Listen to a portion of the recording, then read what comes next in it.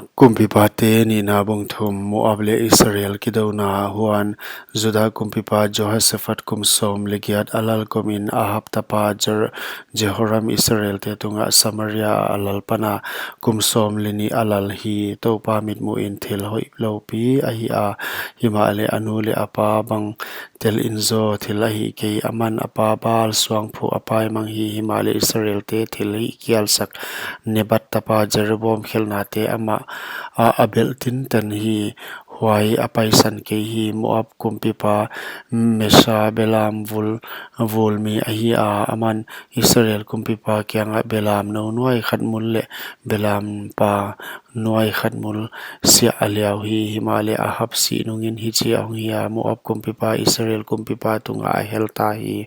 huchi lain Samaria apan kumpipa Jehoram apota Israel teng akai khom veki huchi in apota Juda kumpipa Jehoshaphat kyanga Moab kumpipa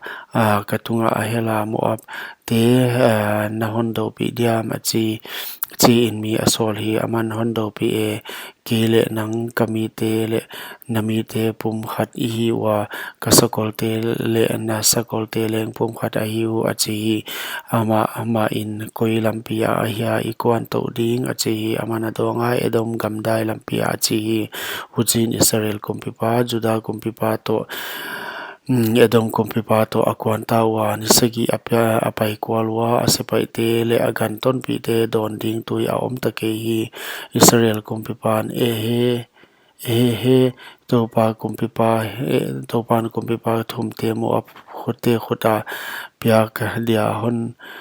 pi khom ahi peuma ve achi himale Josephine hiya topa hon dot sak ding topa zol nei kwa hiam be komlo ke ding mo achi Israel kumpipa sikha khatina dong Eliza khut tui boy tu khut tui buak sekpa saphat tapa Elisa hiya omei ve achi Josephine in akyanga ama topa thu ani aman topa thu ani hi achi huchin Israel kumpipa le Jehoshaphat le Edom kumpipa akyanga aho sukta ui Elisa in Israel kumpipa kyanga nangle ken kizopna bangine ya napa zol nei te le nanu zol nei te kyanga vaho in achi Israel kumpipa na kyanga pailowe kumpipa thum te Moab khuda piak ding in topa na hon pi khom hi achi Elisa in akyanga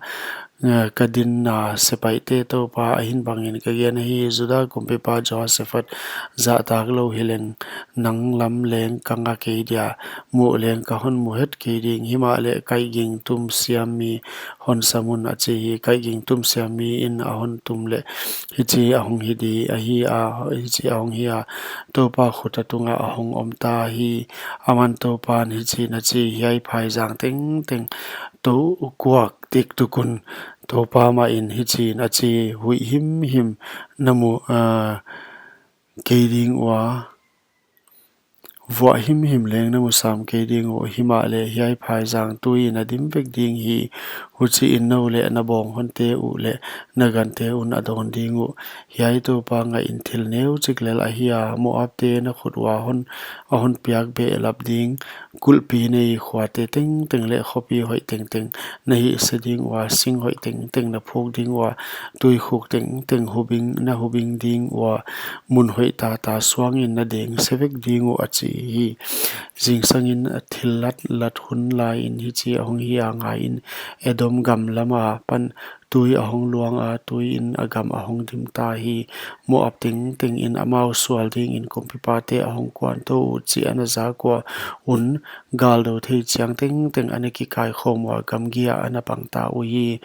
huchi in hazing khangin athowa ni in tui tung hun salwa ka Moab te zona wa tui sisan bang san amun in amu ui sisan hive kumpipa te amau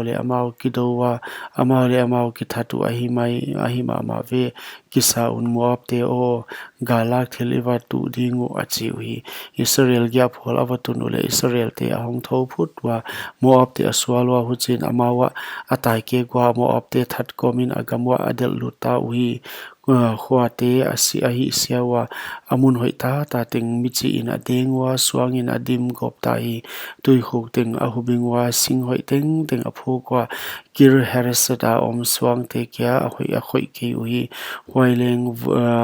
vai swang lot toy polin aum kimvelwa aswal uhi moab kompipan akido u azo ding in aki theita ke edom kompipa kyanga tung dia phut pai suak tum in ngam sau toy mis zasagi api khia a himale alo samhi huchi in atapa upapen asika honglal ding pen kuldona halmang thilat in alan ta hi huchi in Israel te tunga ahe ma ama huchi in Israel te atunga ahe ma ama wa akisawa agamwa apai ki non ta uhi